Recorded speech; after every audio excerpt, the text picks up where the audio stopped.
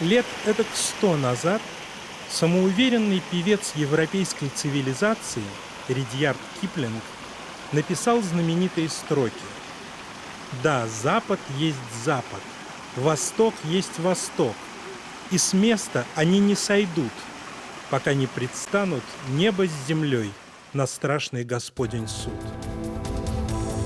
Но ведь сходили же с места, и не раз. Кочевала Великая Степь. Легионы Александра Македонского рвались в Индию. Корабли викингов отправлялись открывать новые земли. Вся человеческая история – это повесть о том, как Восток накатывался на Запад, северяне искали убежище на юге, а южане, поднявшись на север, становились там родоначальниками легендарных династий. Именно эту последнюю географическую аномалию мы попробуем сегодня исследовать. Дело не то, что давнее, баснословное, как определял подобную древность русский историк Карамзин. Поэтому научные факты придется дополнять гипотезами. А где недостаточно будет и гипотез, попробуем довериться преданию, которое часто сохранило больше достоверной информации, чем мы можем себе представить. Итак, в путь по следам великого бога Одина, вождя и отца героев древности, и, возможно, нашего соотечественника.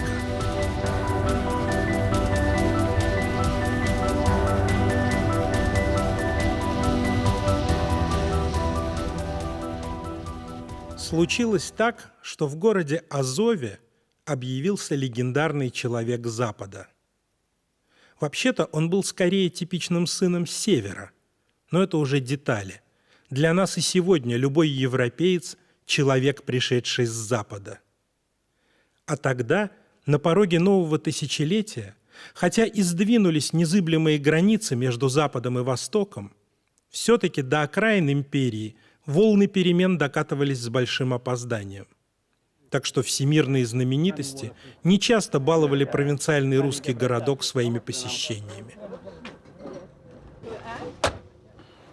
И вот однажды утром под звук сирен и мигалок к нашему скромному лагерю подъезжает кавалькада, состоящая из множества машин, где на первом плане, конечно же, были представители властной элиты.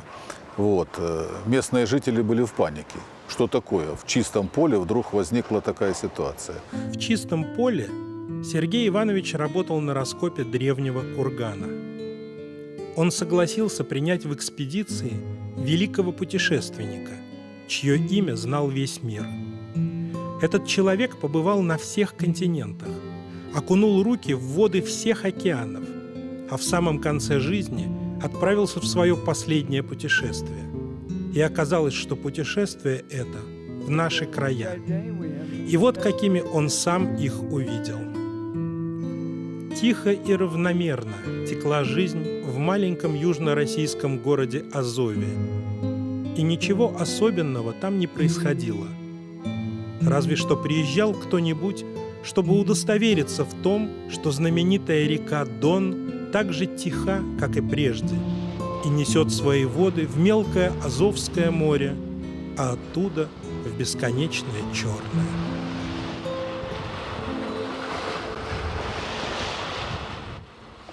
Имя автора этих строк – Тур Хейердал.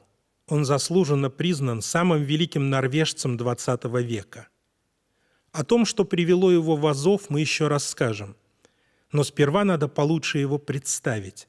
В этом нам поможет экспозиция его музея на острове Бюгдой в Осло. Хейердал – путешественник, антрополог, исследователь.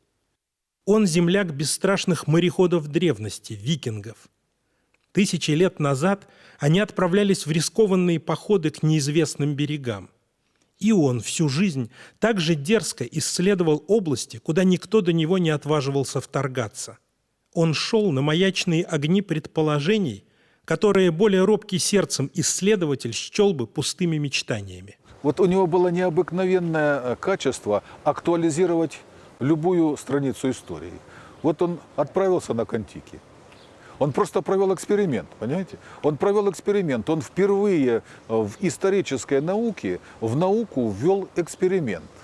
А возможно ли это? Оказывается, возможно. То есть эксперимент, который применим только в физике, в естественных науках, он оказался применим и к общественным наукам, и в исторической науке. Это же величайшее открытие.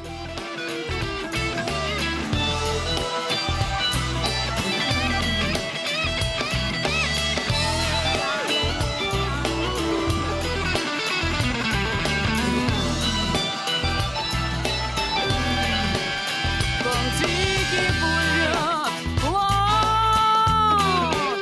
в мерцании вод. Полет завершить, оборот вперед и вперед. Кон-Тики плывет, возвращаться нет смысла в поход. Кон-Тики плывет, плывет. Плывет,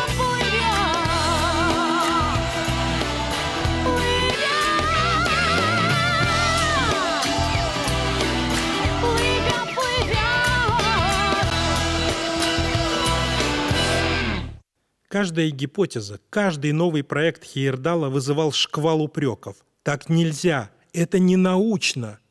А он с упрямством продолжал раздвигать горизонты научного и исследовать вопросы, на которые до него никто не нашел ответов. Викинги потому и открыли Америку первыми, что не желали довольствоваться открытым до них. Жажда нового наполняла их паруса. А скептики, как водится, качали головами или говорили, указывая на далекий горизонт: «Да там же ничего нет». Я считаю, что романтизм в науке – это одна из главных составляющих. Я считаю, что обязательно любая теория должна быть подкреплена здоровым таким увлечением, где любое исследование, но исследование, а не домысел просто, имеет право на существование. Владимир Яковлевич Кияшко – археолог, доктор исторических наук. Именно его Сергей Лукьяшко привлек для практического осуществления исследований Хейердала в Азове. Все-таки лучшие результаты приносят гармоничное сочетание романтизма в науке и фундаментального образования. У Тора Хейердала не было этого базового образования, поэтому он приглашал с собой профессиональных историков. Он работал с Пером Лилестромом, он пригласил нас к работе с собой. Он хотел, чтобы мы, исследователи, профессионалы, профессионально анализировали материал.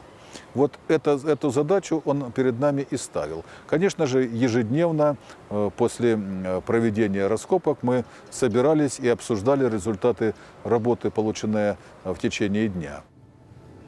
Музей Хейердала на острове Бюгдой в Осло хранит собранные им за годы странствий научные трофеи. Все-таки он был не только покорителем морей, но и ученым, писателем, документалистом. В 1947 году он получил премию «Оскар» за снятый им черно-белый фильм о плавании на Кон-Тике. Тем более лестно видеть в списке его экспедиций в ряду самых экзотических географических названий тихий российский город Азов. Все же в нем в большей мере жил путешественник и естествоиспытатель, чем историк. Поэтому он говорит: ты знаешь, я посмотрел на карту и увидел, что все пути запада и востока сходятся вот на этой точке. Поэтому здесь должно быть интересно. Поэтому я сюда и приехал. Добравшись, наконец, до музеев Приазовья, Хейердал посетовал на то, что так мало знал об их сокровищах. А мы, владельцы этих чудес, живем сегодняшним днем, хотя у нас под ногами оказывается чистое золото. Как и 1000 лет назад, нам непременно нужны варяги, чтобы пробудить интерес и вкус к собственной истории. Хейердал показал пример не только мобильности, но и редкого деятельного долголетия. Тот, кто не теряет вкуса к новым идеям, кто повсюду ищет и находит друзей, тот не стареет. Книга его жизни кажется Богу настолько увлекательной, что он все добавляет и добавляет в нее страницы.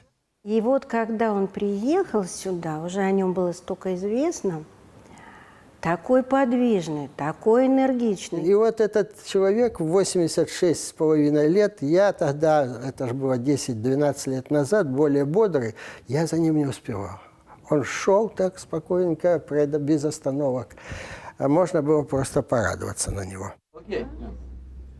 Что же так нетерпеливо искал Хейердал в наших краях? Что исследователь Великих океанов надеялся найти на берегах мелкого Азовского моря, там, где пересекались древние торговые пути, где Запад и Восток, сталкиваясь и взаимно обогащаясь, высекали самые яркие искры древней цивилизации? Ответ на этот вопрос звучит фантастично. Он искал родину древних богов своего народа.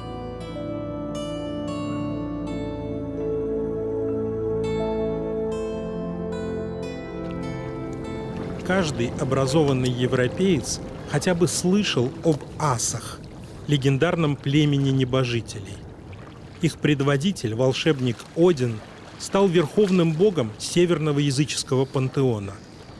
Его имя неотступно сопровождает человека Средневековья. Постоянно упоминается в знаменитых операх Вагнера и даже мелькает в воинственной риторике вождей Третьего рейха.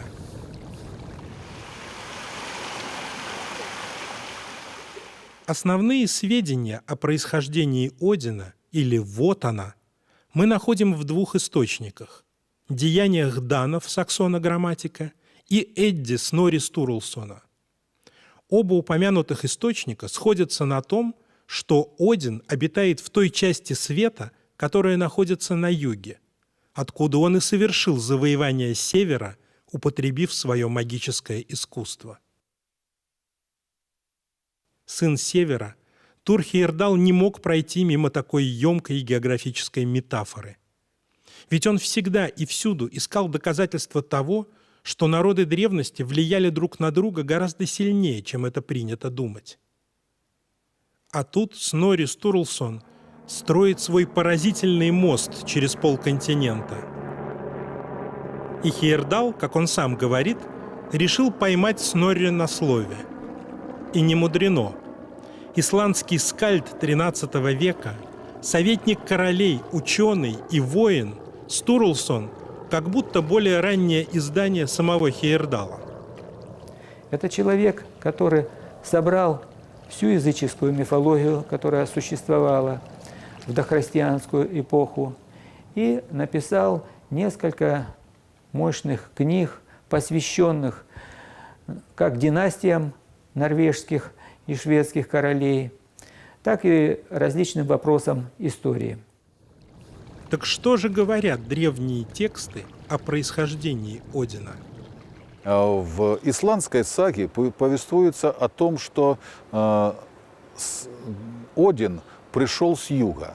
С юга он пришел откуда-то из горной местности, откуда его изгнали, асов Иванов, изгнали римские войска. Именно в это время римляне штурмуют Фанагорию, и часть местных меотских племен, обитавших в это время на территории Прикубанья, снялась с места и поселяется, расселяется на территории Нижнего Дона. Здесь появляется серия меотских поселений. Вот. Эти поселения пришли, в общем, население, вот, основавшее эти поселения, пришли с юга.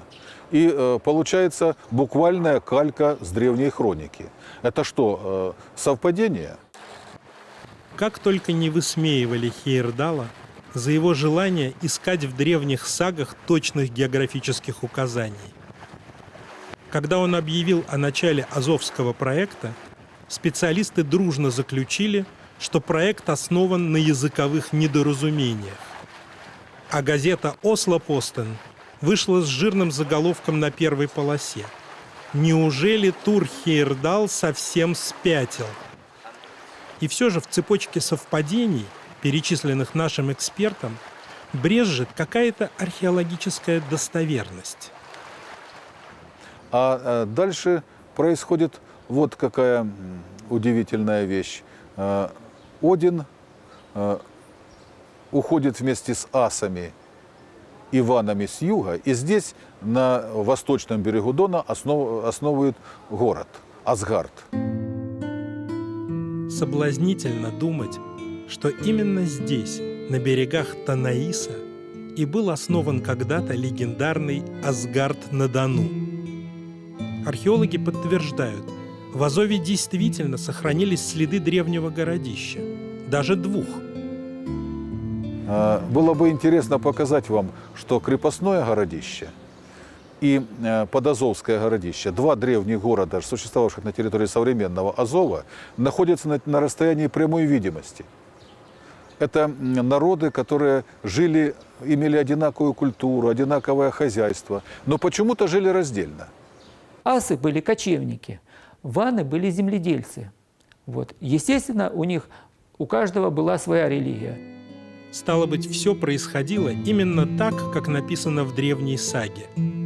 Два родственных племени, разделенных рекой, соседствуют, то враждуя, то сотрудничая, и, наконец, объединяются ради завоевания севера и места в мифологическом пантеоне человечества.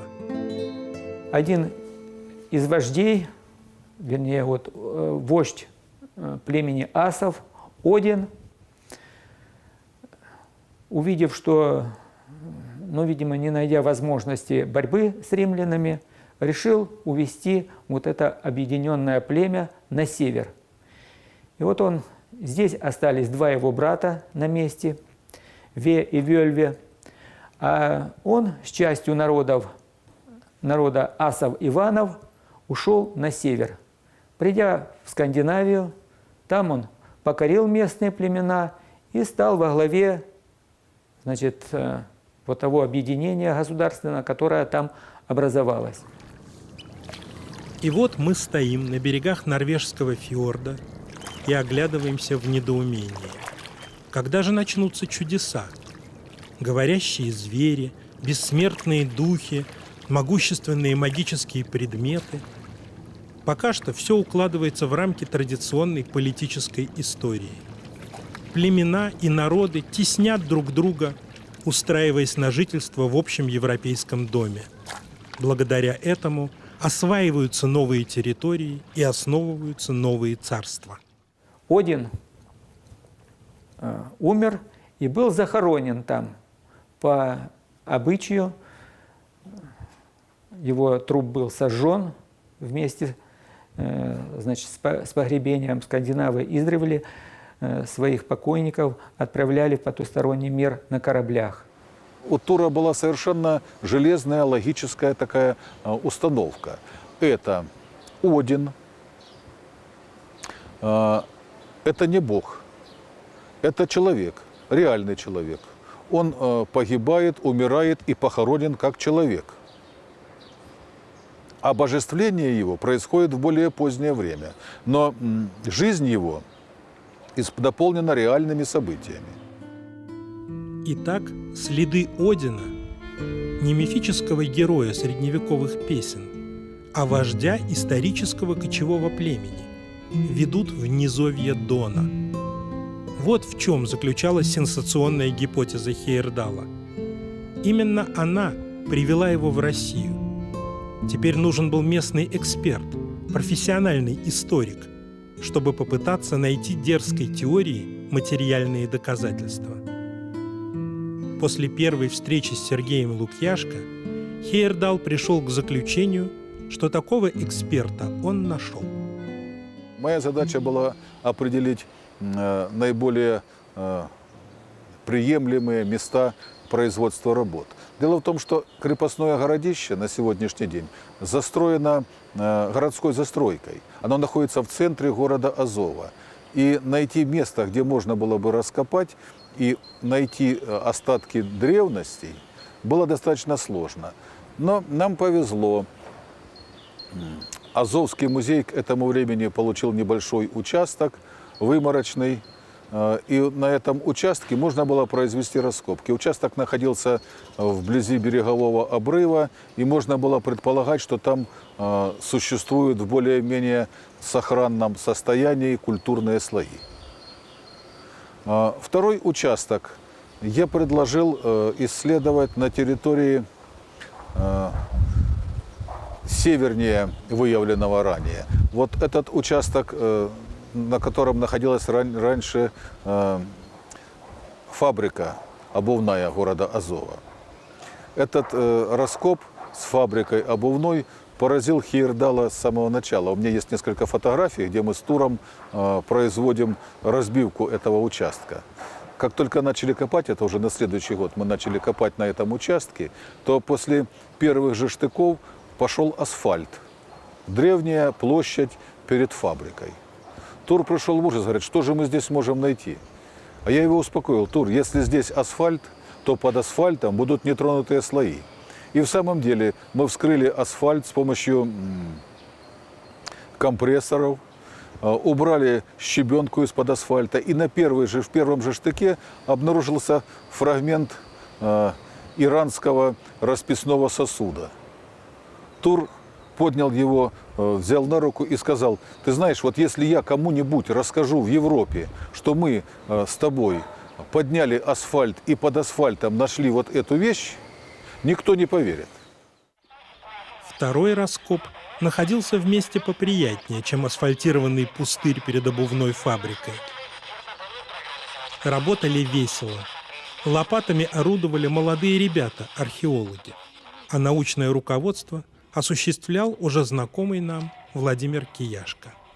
У меня был раскоп на улице Дзержинского, который Хейердал окрестил, говорит, ему не понравилось название улицы Дзержинского, он говорит, давайте называть это сад, потому что раскоп был посредине цветущих в то время яблонь. В Азове было множество садов и зелени, и очень мало машин, пишет Хейердал. Люди, проходившие по улице, часто заглядывали за забор, а выкопанные ямы становились все больше и глубже. 2 метра, 3, 4, 5 и еще больше. Обитатели дома номер 5 удивились, когда иностранец заплатил им за разрешение выкопать из земли клубнику и отдал ее соседке из дома номер 9. Так начались раскопки. Затем дошла очередь до соседки из дома номер 9. К ней нагрянули землекопы с лопатами и археологическим ситом и попросили разрешения вести раскопки в ее огороде тоже. Так Хейердал будет вспоминать эти дни в своей замечательной книге «В погоне за Одином».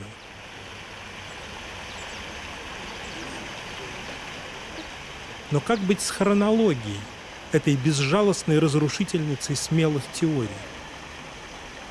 Сходятся ли в гипотезе Хейердала концы с концами?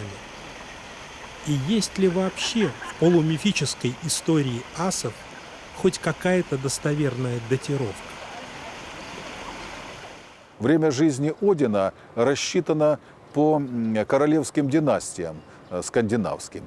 И, по мнению скандинавских исследователей, относятся к 1 веку до нашей эры, к концу 1 века до нашей эры.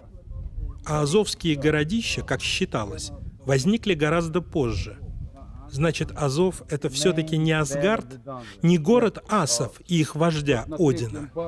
Как только мы начинаем раскапывать поселения, то мы убеждаемся, что ряд артефактов археологических прямо говорит о том, что поселение, которое мы исследуем на территории города Азова, оно древнейшее в сети поселений меотских на территории Дона. И там присутствует амфорный материал, который совершенно определенно датируется концом 1 века до нашей эры. То есть мы получаем дату более древнюю и соответствующую времени Одина. Опять совпадение. Не слишком ли много совпадений? Удревление азовского городища снимает одно из главных сомнений в достоверности гипотезы Хейердала. Висевший в воздухе мост Снорри Стурлсона опускается на прочные опоры археологических находок. Только вот откуда исландцу стало известно о событиях, происходивших так далеко от него? К этому вопросу мы еще непременно вернемся. Подведем итог. первый год раскопок в Азове, если и не доказал, что мифологический Один был вождем исторического племени асов, то, по крайней мере, показал, что это вполне возможно. Но сами-то они кто такие? Эти южане, последовавшие за своим вождем на север и даже дальше, на небеса, в заоблачные чертоги германской мифологии. Во втором фильме мы попробуем не только познакомиться с ними поближе, но даже отыскать среди современных народов их этническую родню.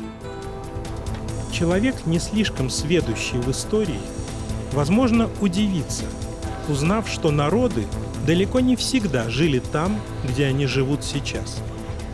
Даже наоборот, мало кто за 2 последних тысячелетия остался на своем месте.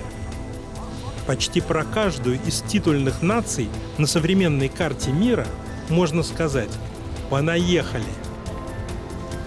Исследовать путь, проделанный предками, так же интересно, как изучать собственную родословную. Заглядывая в глубокий колодец истории, понимаешь что-то и о самом себе.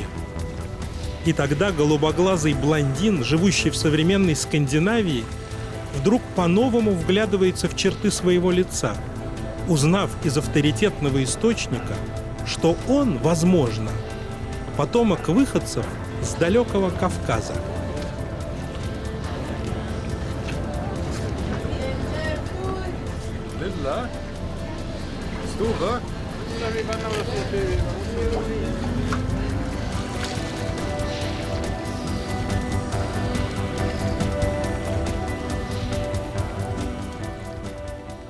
Один из асов, старший сын Одина, пламенный Тор, бог грома и бури. Именно в его честь был назван при рождении Тур-Хейердал. Так что он, можно сказать, и сам принадлежал к богатырскому племени асов. Во всяком случае, их историю в изложении скальда Снорри Стурлсона Хейердал читал внимательно.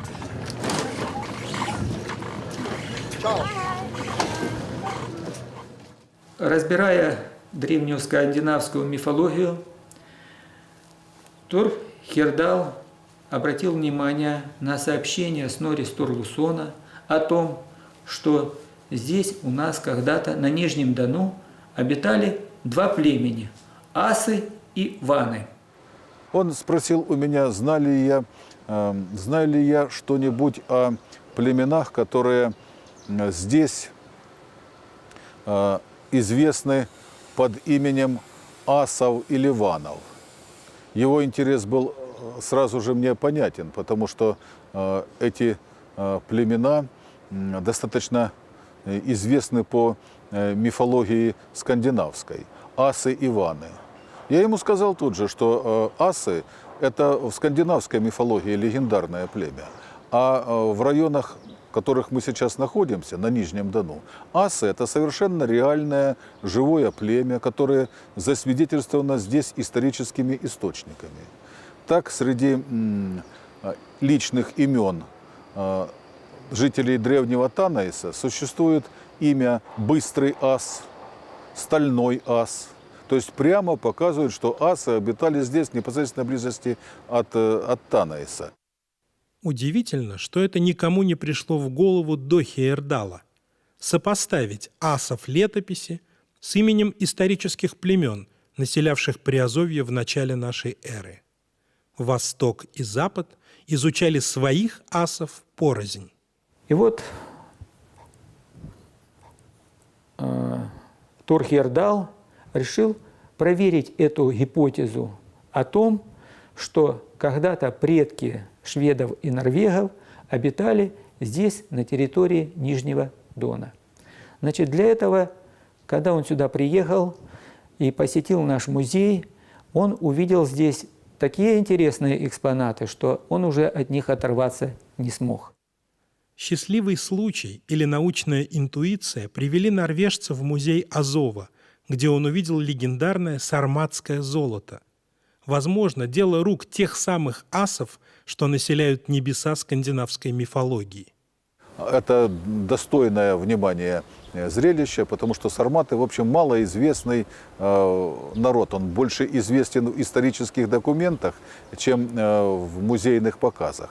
И сарматское золото произвело, конечно, на Тура Хейердала сильное впечатление. Он спросил у меня, как соотносятся вот, сообщения о асах и предметы, которые связаны вот с народом, оставившим вот это самое. Кто это такие? Вот. Я ему сказал, что это асы в том значении, в котором это термин употреблялся в древности, здесь, в наших источниках и в античных источниках. Это народ иранского происхождения, это сарматы, это ветвь, в общем, древних иранцев, северных иранцев. Сарматы. Грозное имя истории. Великий народ, оставивший свой след и на Адриановом валу в Британии, и в имени римской крепости Сармакум на территории современной Франции. Это имя то и дело всплывает в военных сводках и воспоминаниях полководцев. Дело в том, что сарматы в первые века нашей эры были очень мощной военной организацией, которая принимала участие в основных событиях военной истории того времени. Они участвовали в борьбе с Парфией, они боролись с Парфией и служили парфянам, они были наемниками. Сарматские вожди с радостью нанимались защищать от парфян Армению, потом Парфия платила им больше, они служили защищали Парфию. В общем, они присутствовали во всех битвах того времени. Одна из самых известных битв при Зале, о которой мы знаем, помните, Юлия Цезаря «Вини види вице», да? О которой он сообщил, «Вини види вице». Так вот, эта битва была в Малой Азии, где принимали участие сарматские контингенты. Вот эти самые сарматы участвуют во всех буквально событиях, и они оказываются и в Европе. Есть такая черта российского характера – страдать от своеобразного комплекса неполноценности. Мы почему-то считаем себя периферией истории, какой-то глухой провинцией, задворками мира. Якобы все главные события происходили где угодно, но только не у нас. И пока мы пребывали в дикости, другие народы уже вовсю вкушали плоды прогресса и цивилизации. Но открытия последних десятилетий существенно передвинули акценты. Похоже, многие ключевые сюжеты древности на самом деле завязывались на нашей земле. Могущественные соседи отзывались о предках наших с большим уважением. Именно они были тогда в мейнстриме мировой моды. В Европе в это время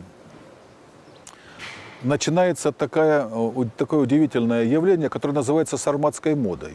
Вдруг неожиданно среди германского оружия появляется сарматское оружие. Сарматские наконечники копий, сарматские мечи.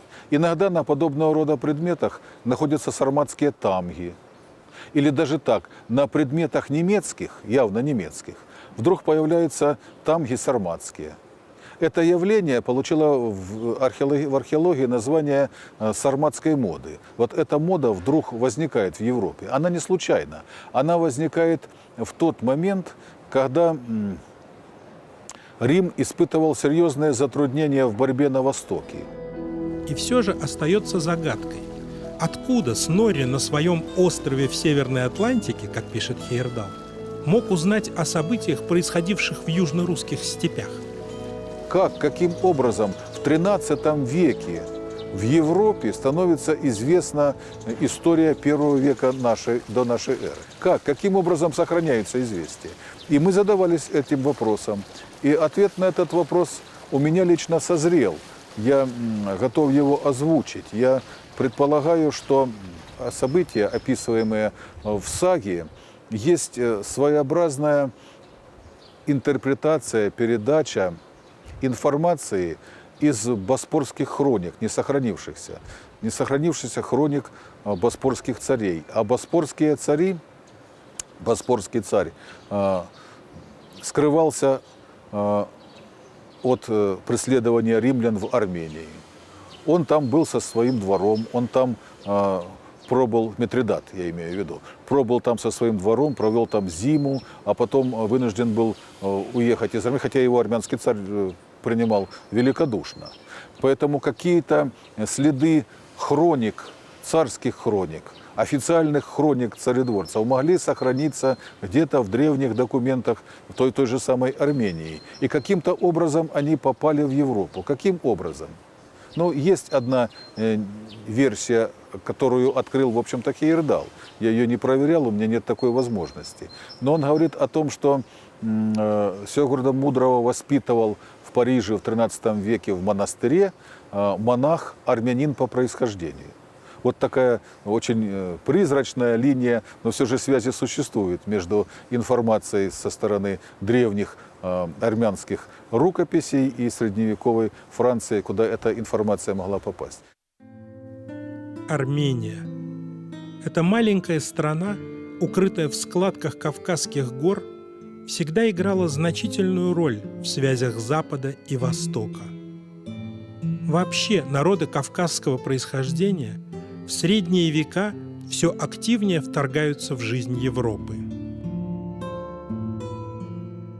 В начале IV века, в одну рождественскую ночь, как уверяют некоторые историки, на европейской сцене вдруг появляется еще одно громкое племенное имя индоиранского происхождения – аланы. Существует множество версий относительно того, насколько прямо аланы наследуют сарматам. Что связывало эти два народа? Происхождение? Язык? Вера? Или аланы – это всего лишь новый этноним для уже знакомых нам сарматов? Во всяком случае, многие характерные особенности и влияния в сфере археологии и народоведения принято называть сармато-аланскими. И это как будто подтверждает прямую преемственность между ними. Одно бесспорно – аланы, как и сарматы, были превосходными всадниками и великими воинами. Известно, что бактрийские цари нанимали, значит, аланов, аланских вождей для ведения своих войн. Воинственные аланы, всадники южно-русских степей, триумфально пройдут по всей Европе и оставят яркий след в ее обычаях и мифологии. Наравне с другими суперэтносами, кельтами, греками, варягами, они станут одним из ингредиентов в плавильном котле Европы.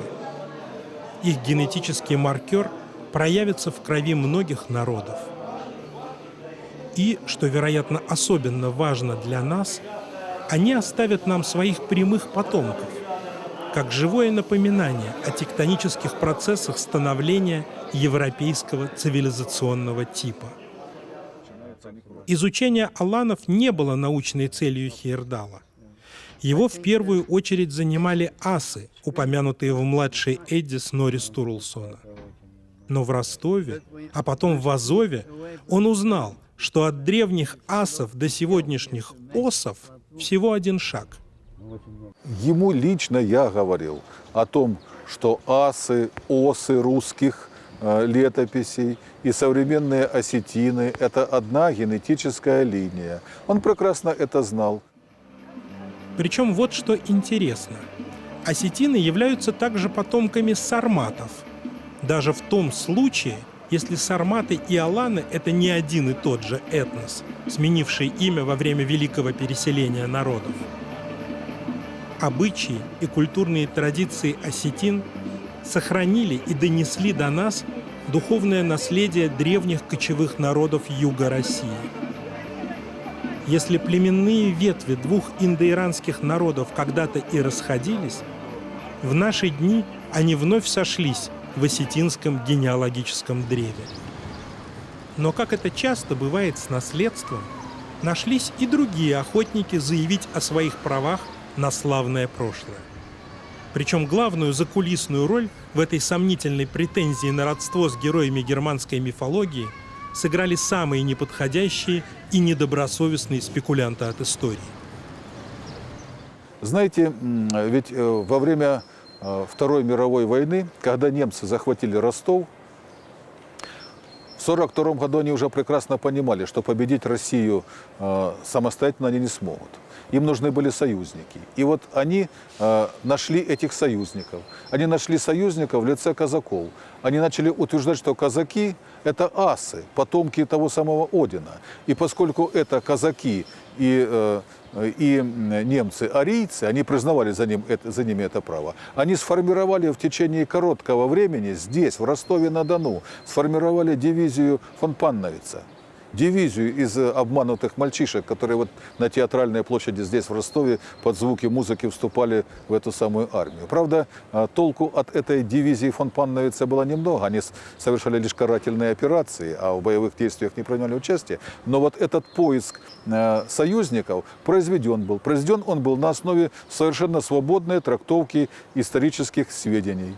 Обманутый народ пошел за завоевателями. Как ни странно, эта версия, при всем ее очевидном неправдоподобии, оказалась живучей. Спустя полвека усилиями охочих до сенсаций журналистов она всплыла и попортила немало крови Хейердалу и его сподвижникам во время работы его экспедиции в Азове.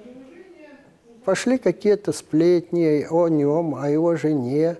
Пошли непроверенные сообщения, что казачество таким образом стало родоначальником, казачество именно, не родоначальником династии в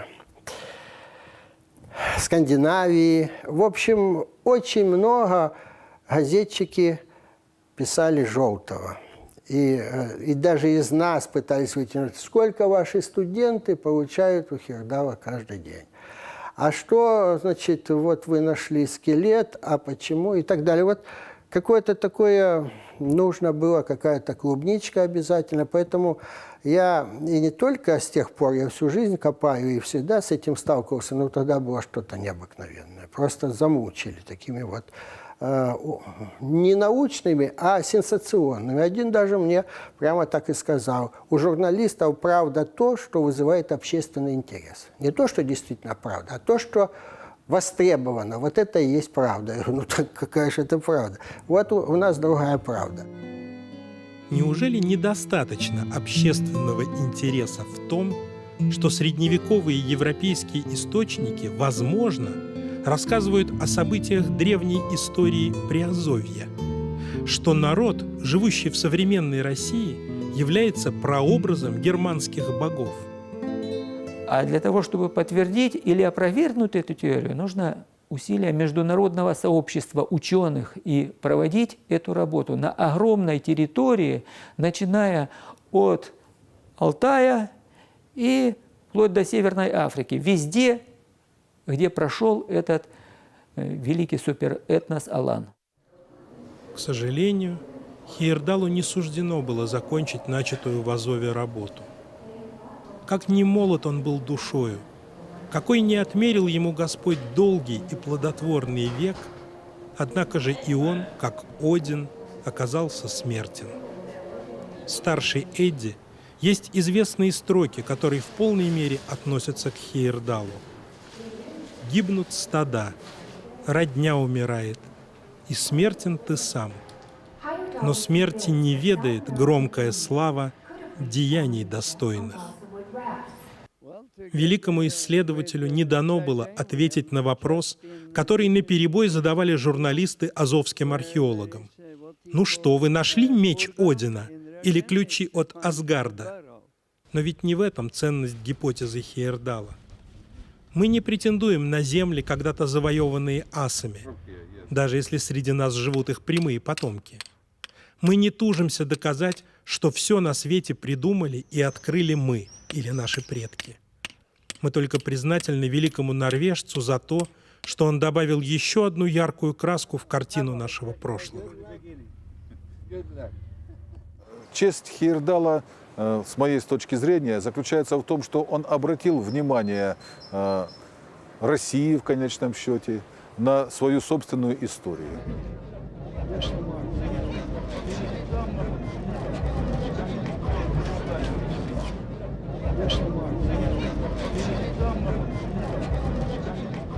Он 9 мая был в Азове. Как раз так случилось. А у нас же, знаете, 9 мая, да, тут уж все. И он был на кладбище, и он был вот с этими ветеранами, и там они ему налили рюмочку, конечно, и, думаю, не одну, и это тоже для него было вот так дорого и так важно. Смотришь на выражение его лица на архивной съемке и думаешь, ну какой же он человек Запада. Он совершенно свой. И чувства, написанные на этом лице, те же, что и у нас. Слова Киплинга о том, что Запад есть Запад, любят цитировать. Гораздо реже вспоминают продолжение, вторую строфу знаменитого восьмистишия. Но нет Востока и Запада нет. Что племя, родина, род, если сильный с сильным, лицом к лицу у края земли встает? Кажется, в том, что Хейердал был человеком сильным, никто не сомневается. Но не только этим он запомнился тем, кто работал с ним в Азове. Должен сказать, что Тур человек велик, и как всякий великий человек, он достаточно прост в общении. Он не пытался, и никогда у него этого не было, показать разницу ни возрастную, ни культурную. Это было то, что его совершенно не касалось. Он со всеми людьми находил ровную такую манеру общения. Я могу только лишь повторить, что это был просто хороший человек. Вот удивительно, как, прожив долгую жизнь публичного человека, после первого плавания он стал очень публичным, как он сумел сохранить чистоту и помыслов, и действий. Стал ли Один, сильный вождь племени асов, пришедший с Востока, великим божеством Запада? По крайней мере, мы видели, как по его следам великий сын Запада пришел к нам на Восток, чтобы доказать свою любимую мысль. Истинная сила в том, чтобы научиться чужое любить как свое, и в многообразии видеть повод для братства, а не для вражды.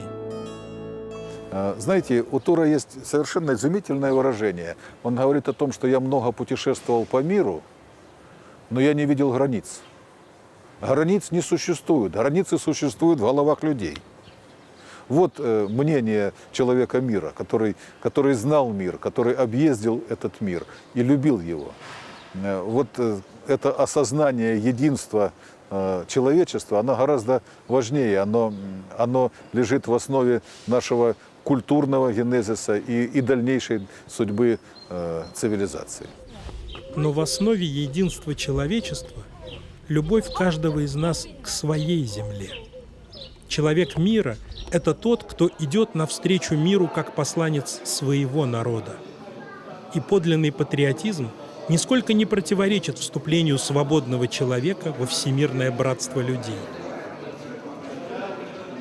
Так принадлежность к человеческому роду приобретается вместе с молоком матери, и почитание своих родителей становится фундаментом уважения к родителям других людей, соседей по планете.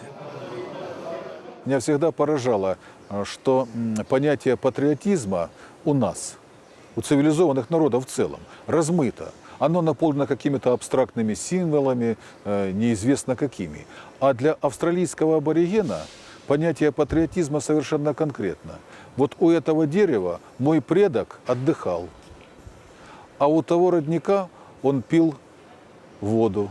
А вот здесь он поймал животное, здесь он его готовил. То есть у него сама местность рассказывает ему о истории. Все, что его окружает, есть история. И это и есть память, это и есть основа патриотизма.